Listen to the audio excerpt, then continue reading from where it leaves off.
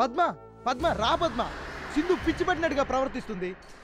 రక్తాలతో ఇది కలిసి ప్లాన్ చేసి. అమ్మో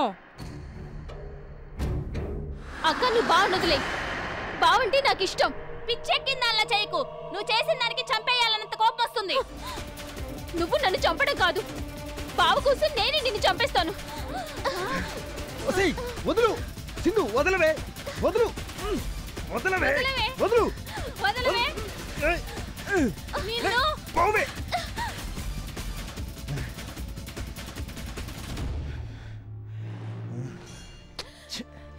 హలో,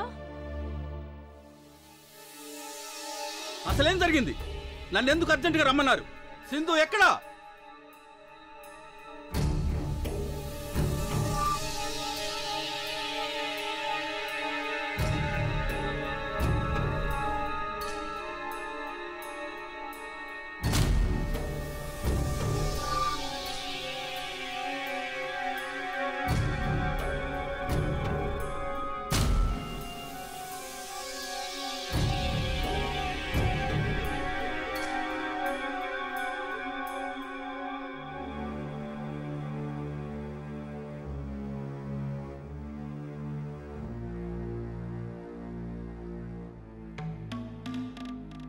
నన్ను క్షమించు బావా.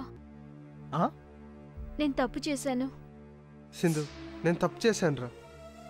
ఎప్పుడూ బిజినెస్కు విలువ ఇచ్చాను కానీ భార్యకు విలువ ఇవ్వలేదు. ఐఎమ్ సారీ రా. I love you Bhargav.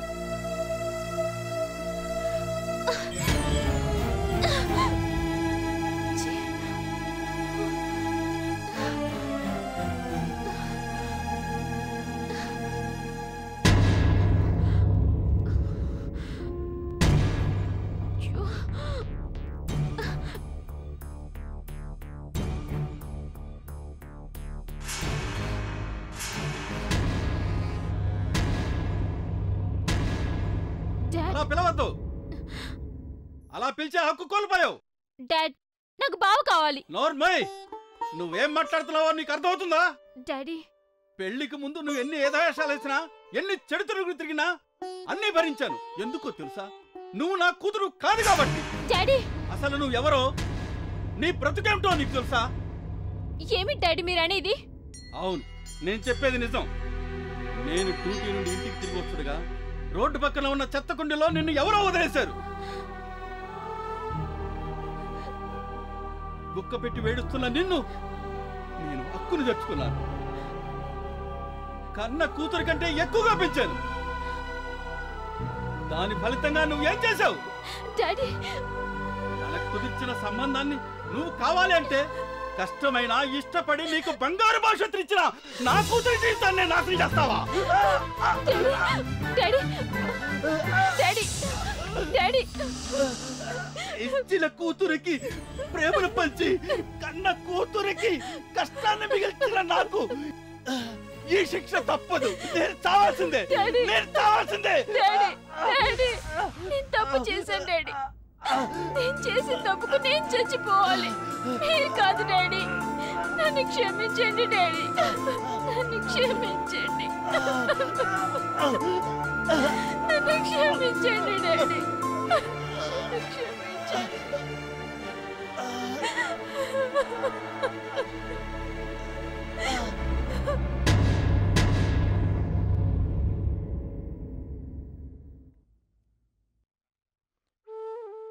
నాన్న, లోపల ఏం జరిగింది? సింధుతో ఏం మాట్లాడారు? ఏమీ లేదమ్మా. చెల్లాయి చిన్నది కదా, ఆకుతాయితనంతో తప్పు చేసింది. నచ్చ చెప్పాను, అది ఎంత తప్పో తెలుసుకుంది. రా సింధు, రా.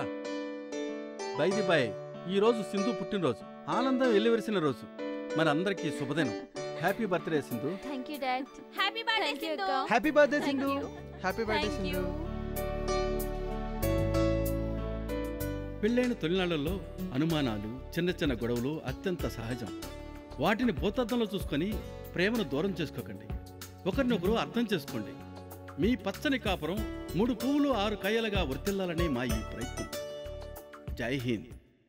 నీతో ఏదో అందామనిపిస్తోంది, ఎప్పుడు